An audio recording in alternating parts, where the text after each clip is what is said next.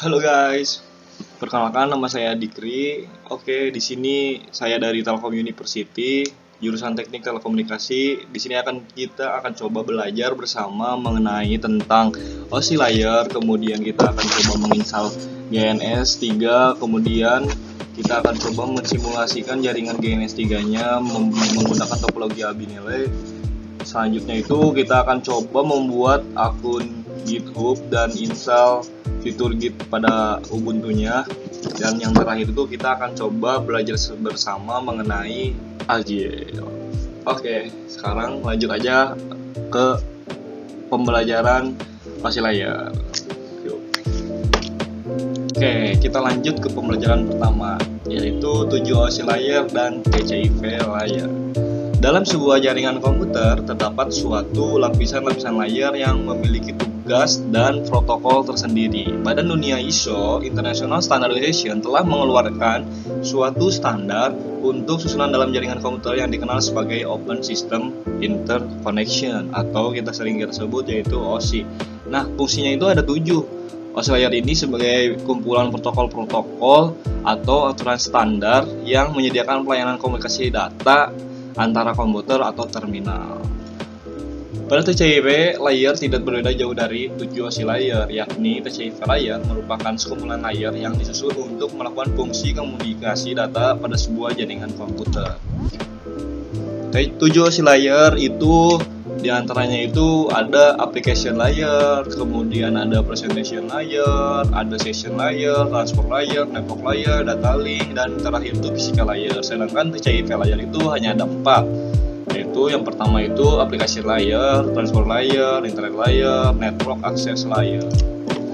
7 OSI layer diantaranya itu application layer. Application layer itu menyediakan fasilitas sambungan antarmuka, komunikasi dengan proses aplikasi, dan bertanggung jawab atas pertukaran informasi antara program komputer. Protokolnya itu yang tersedia yaitu HTTP, FTP, SMP, DNS, dan lain sebagainya. Yang kedua itu ada presentation layer, berfungsi sebagai mentranslasikan data yang hendak ditransmisikan oleh aplikasi ke dalam format yang dapat ditransmisikan melalui jaringan. Kemudian yang tiga, session layer, mendefinisikan bagaimana koneksi dapat dibuat, dipelihara, atau dihancurkan.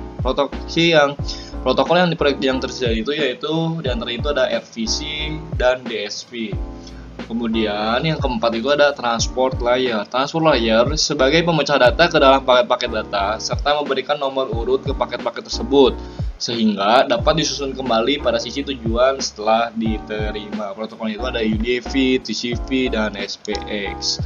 Yang kelima, network layer. Network layer mendefinisikan alamat-alamat IP, membuat header untuk paket-paket, kemudian melakukan routing dengan router dan switch. Protokol yang ada itu yaitu DDV, NetView, RP, dan RV.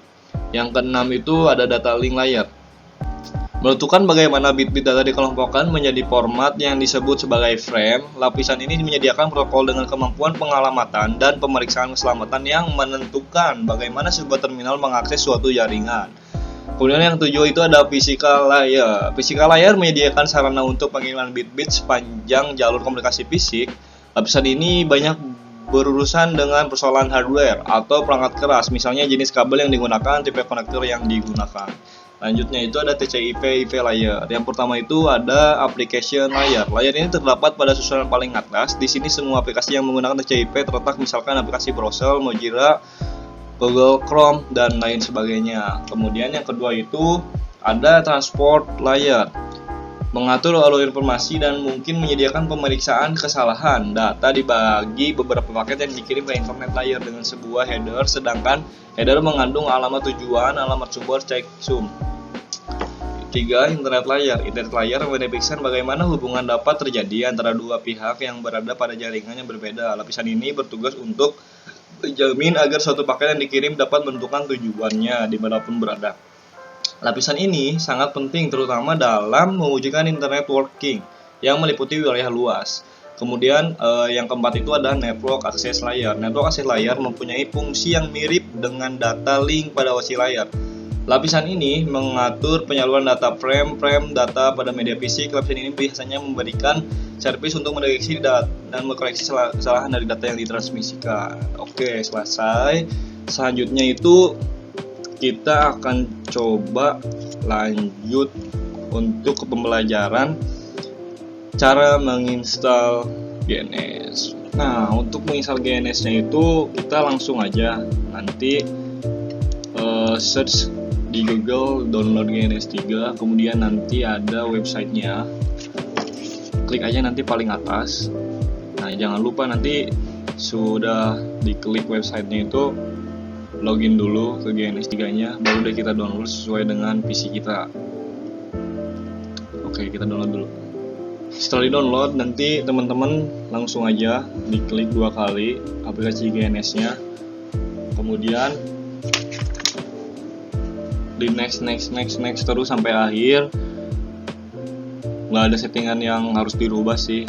Jadi lanjut aja terus sampai next sampai berhasil. Oke. Kita tunggu dulu.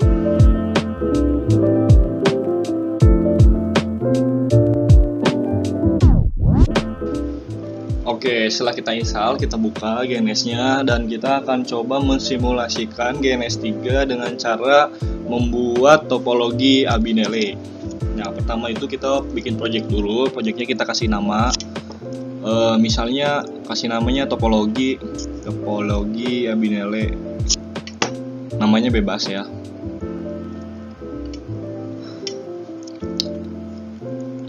Kemudian setelah kita bikin project, kita akan bikin topologi dengan gambarnya itu seperti yang di atas. Kayak gitu, karena saya sebelumnya udah bikin gambarnya yang akan kita bikin disimulasikan untuk sekarang. Jadi kita bikin. Oke. Kita susun sama kayak gambarnya yang itu yang di atas. Perlu mirip-mirip banget juga sih. Yang penting kita bikin topologinya itu seperti gambar yang di atas.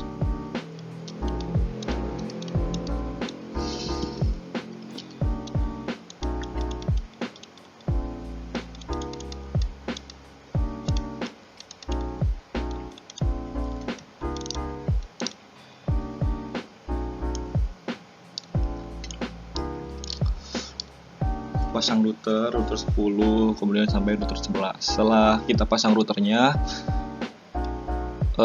lanjut kita masang PC-nya, PC yang akan kita sambungkan sama routernya. Tapi kita coba beresin dulu ya, supaya nanti lebih mudah gitu masang kabelnya, sama lebih kelihatan penamaannya dan lain sebagainya.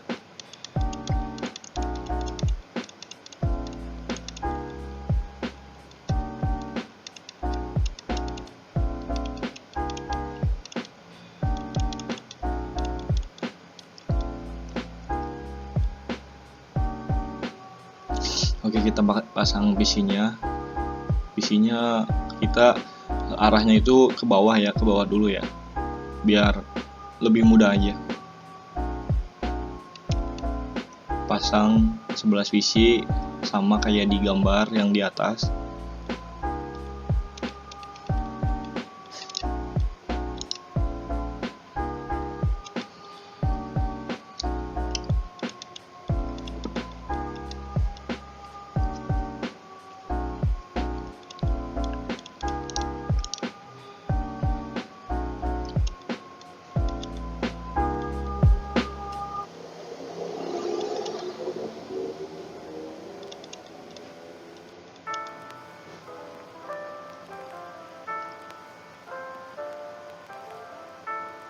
Setelah kita gambar PC-nya, kita coba pasangin kabel-kabelnya dari R1 sampai seterusnya. Kita pasangin sesuai dengan gambar yang telah aku simpen di atas itu.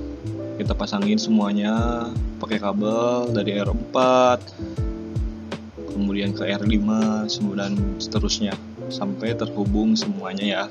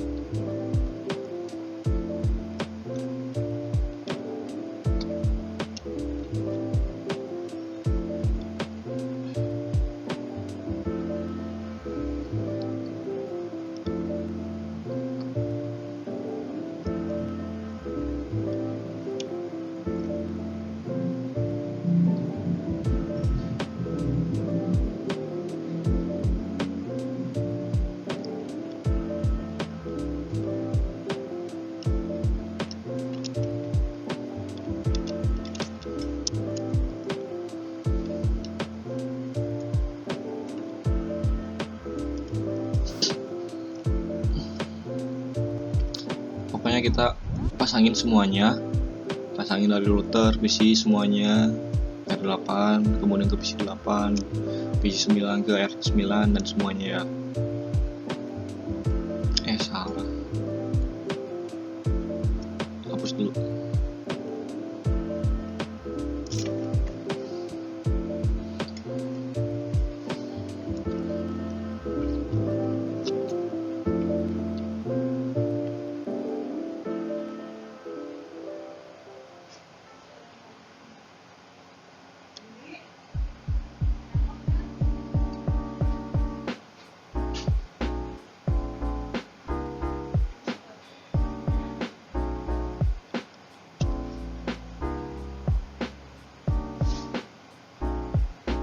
Kita beresin dulu nama-namanya.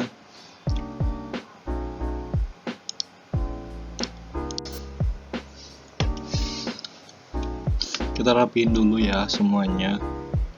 Semua apa namanya itu kita rapiin biar nanti kelihatan ketika kita konfigurasi pada router, PC dan semuanya.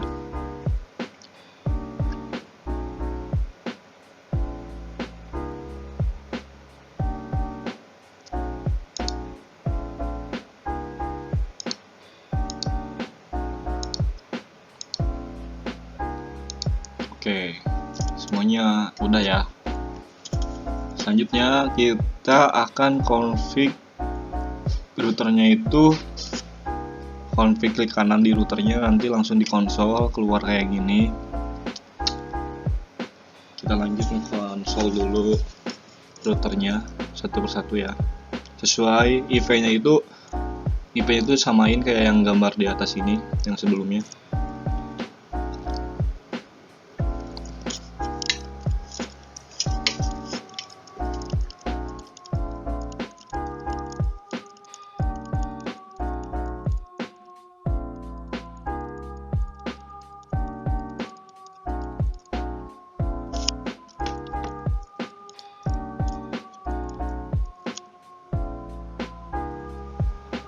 Samain, terus nanti kita mulainya itu dari 001 dan ke 00 ke 00 yang di R2 ya.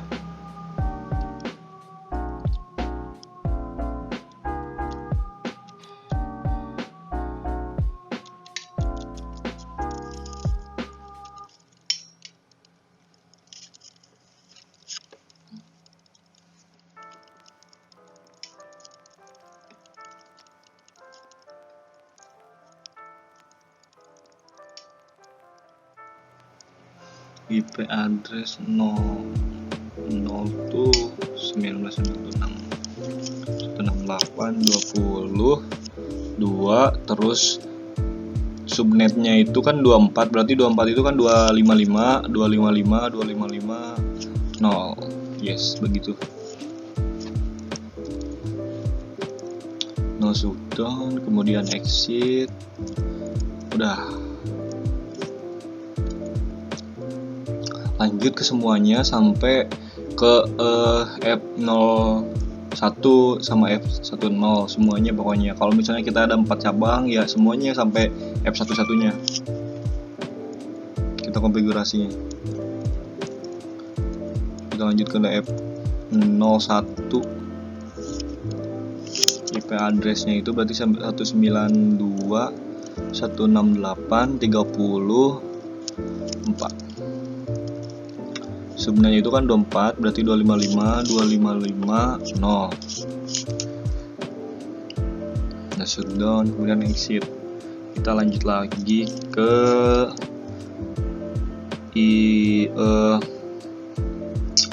pas internet yang ketiga itu 110 berarti 10.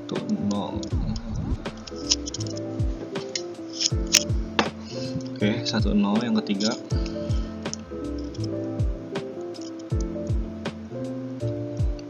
IP address-nya itu 196.168.40.6. Subnetnya 24, 255, 255, 255, 0.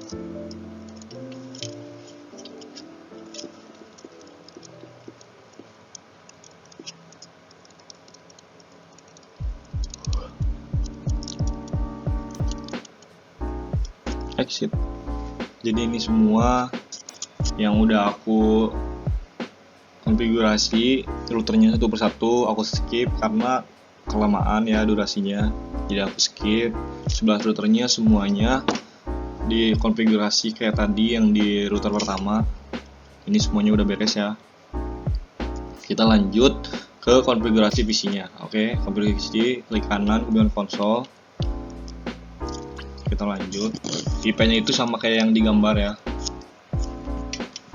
IP-nya itu 192.168.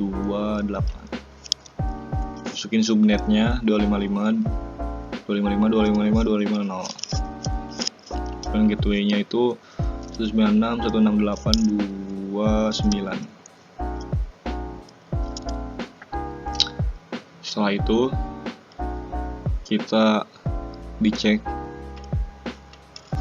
Caranya itu SHIP. Nah, kan di situ udah ada ya. Berarti kan udah masuk tuh IP-nya sama gateway-nya itu udah ada tuh. Berarti udah clear nih. Karena udah save ya, jangan lupa lakuin ini semuanya ke semua PC sampai PC 11 ke semuanya. Jadi di konsol semuanya satu persatu. Aku skip lagi ya biar cepat durasinya. Oke, udah beres. Kemudian kita lanjut konfigurasi MPLS di seluruh routernya dari router 1 sampai router 11. Konfigurasi terminal.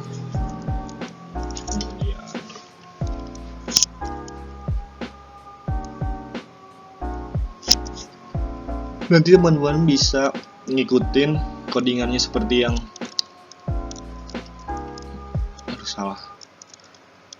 seperti yang aku tunjukin ya.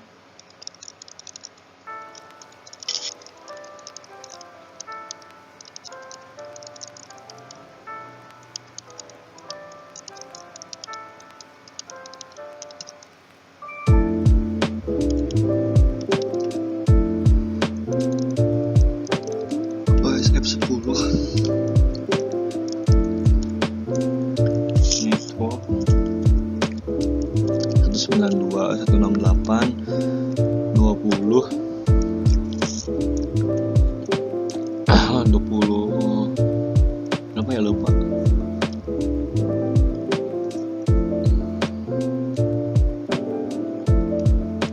Oke.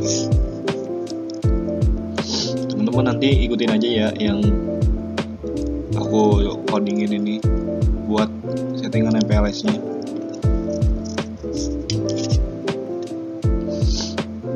Kemudian kita setting semuanya dari 00, 01, 10 semuanya IP-nya masukin 20, 30 dan 40 kan ada di R1 itu. Jadi ada 3, kita bikin network yang kayak gini.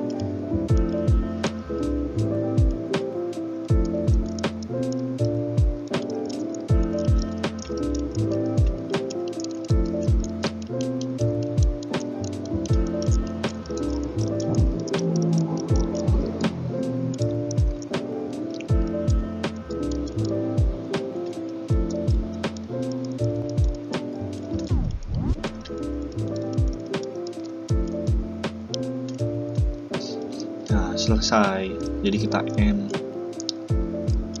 Kita lakuin ini di semuanya ya kayak biasa, semuanya dari R2 sampai seterusnya.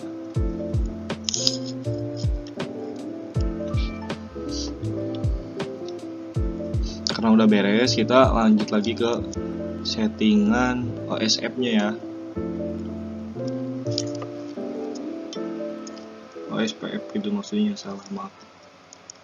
Setting semuanya 00 dari 00, 01, 11 semuanya disetting. Kalau ada 4 cabangnya itu ya semuanya disetting. Samain ya kayak gini ya.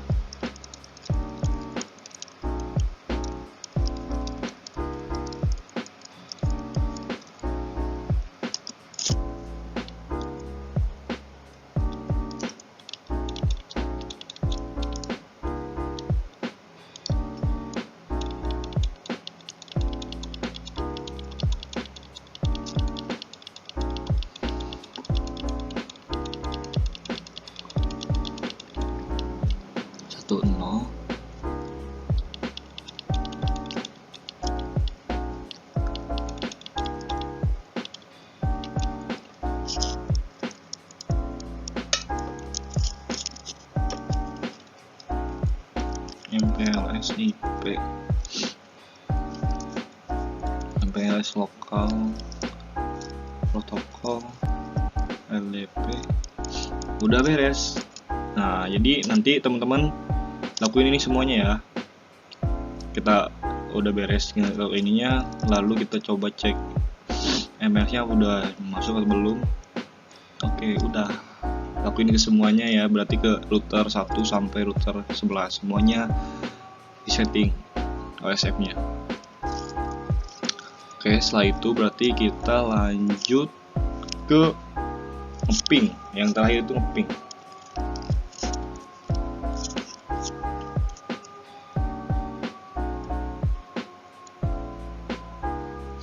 Kita lanjut ngeping ya. Ping PC 1 ke semuanya PC di ping.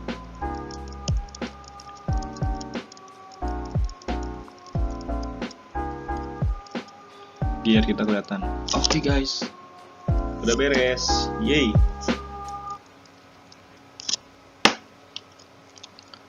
Setelah begitu udah beres semuanya, kita dari routing, bikin topologi ABNLE-nya semuanya sesuai dengan gambar yang aku tadi tunjukin. Kita routing MPLS-nya, kemudian ESF-nya. Setelah itu kita coba ngeping juga, udah beres. Lanjut ke yang selanjutnya, yaitu kita akan coba membuat akun GitHub. Oke. Nah, untuk yang bagian selanjutnya kita akan coba membuat akun GitHub. Langsung aja ke websitenya. Setelah ke websitenya, nanti kita langsung bikin di sign up, isi aja semuanya sampai beres. Setelah itu kita bakal lanjut ke yang selanjutnya, yaitu kita aplikasikan Git ini pada Ubuntu dengan cara repository dengan yang bebas sama repository yang kosong di Gitnya. Oke, kita bikin dulu akun ya.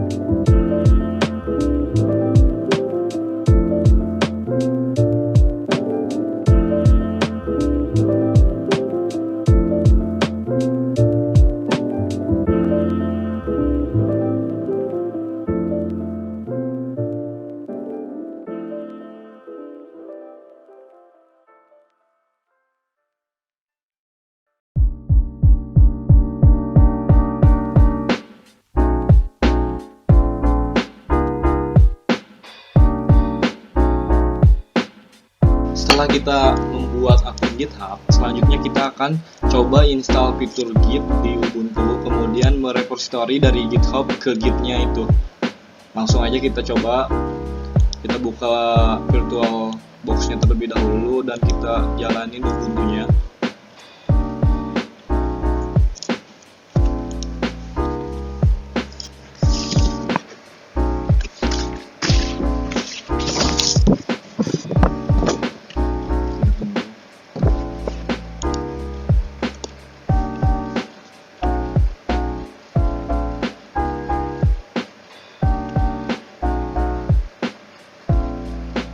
Terlebih dahulu sebelumnya.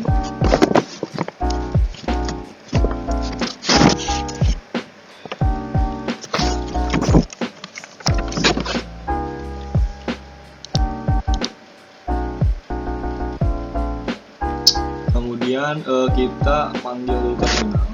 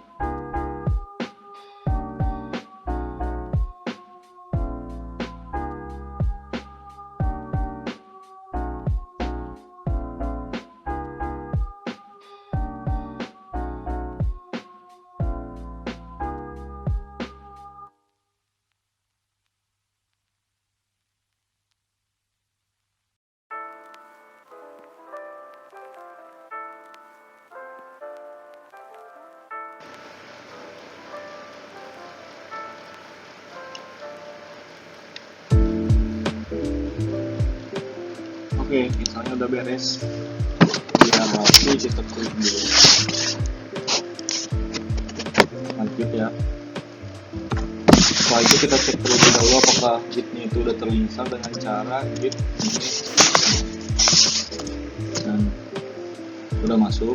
Di git versionnya itu yang versi 2.17.1. Oke, setelah itu kita bikin terlebih dahulu repository-nya di akun GitHub kita yang tadi kita udah bikin ya. Itu dengan cara gini, bikin project yang baru. Kalau kalian baru bikin akun GitHub-nya, itu start project. Kemudian kita kasih nama repository name-nya itu bebas ya. Bebas itu bebas aja, gimana kalian mau apa namanya. Misalnya aku kasih nama oke, udah. Kemudian kita kasih deskripsi. Nama deskripsinya itu apa? Misalnya kita mau bikin kayak CPS GitHub tuh. Oke, lanjut. Kita bikin ininya publik aja. Kemudian readme, terus kita masukin license-nya itu yang IMAT license. Oke, lanjut. Selesai.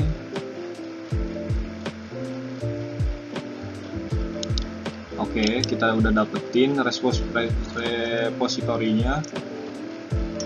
The username saya Dikri, kemudian repository-nya CPS Dikri, kita ada 2, license sama readme. Oke.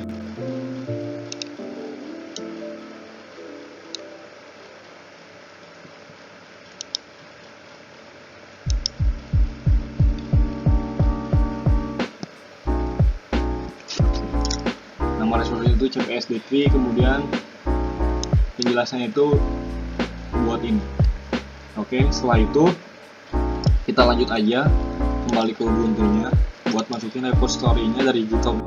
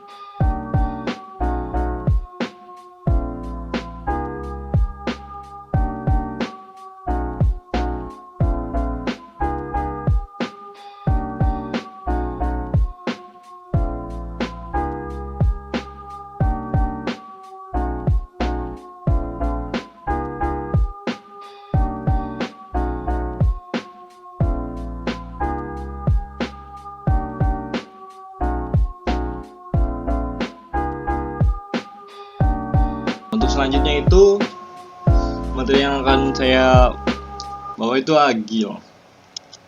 Apa itu agility? Agility adalah kemampuan membuat perubahan dan merespon perubahan dalam lingkungan bisnis yang berubah. Proses agile itu yang pertama itu kebutuhan software sulit diprediksi dari awal dan selalu akan berubah. Selain itu, prioritas customer juga sering berubah sering berjalannya proyek. Kedua itu desain dan pembangunan sering tumpang tindih, sulit diperkirakan seberapa jauh desain yang diperlukan sebelum pembangunan. Analisis desain, konstruksi, dan testing tidak dapat diperkirakan seperti yang diinginkan. 12. Prinsip agile. Yang pertama, kepuasan customer adalah prioritas utama dengan menghasilkan produk lebih awal dan terus-menerus. Konsep increment. Menerima perubahan kebutuhan sekalipun di akhir pengembangan, penyerahan hasil produk atau software dalam hitungan waktu 2 minggu sampai 2 bulan. Membangun kerjasama tiap hari selama proyek berlangsung, membangun proyek di lingkungan orang-orang yang berpotensi tinggi dan saling mendukung serta dapat dipercaya untuk menyelesaikan proyek. Komunikasi dengan face-to-face adalah komunikasi yang efektif dan efisien. Software yang berfungsi dengan sesuai adalah ukuran utama dari kemajuan proyek.